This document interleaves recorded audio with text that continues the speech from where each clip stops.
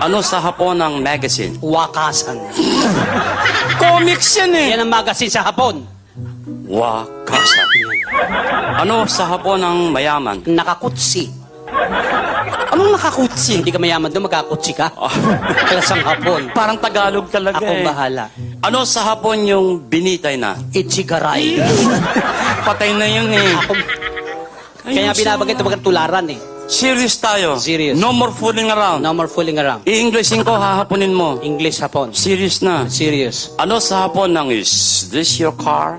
Is this your car? Ano sa Hapon yan? Oh, tumuto. Parang Tagalog talaga eh. Hapon ang kulit.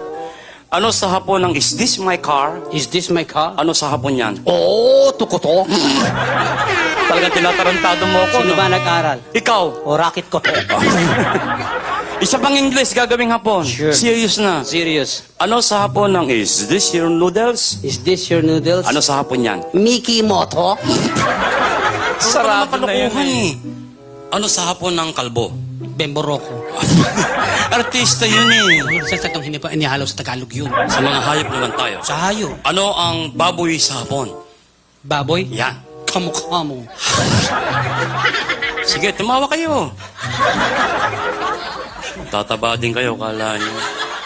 Anong baboy sa Hapon? Kamukha mo. Eh, gwapo. O, kamukha ko. Buiset! Magaling kang Sa kupal French ka. Ay, tayo. masalo ko sanay. Ingat ka, may mga foreign job, baka makaintindihan tayo. Filipinos are born intellectual. No problem with that.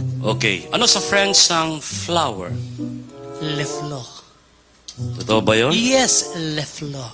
Le fleur. Mismo. Ano sa French ang ilong? Lenos. Sandali lang. Parang English lang, yan mo le. French.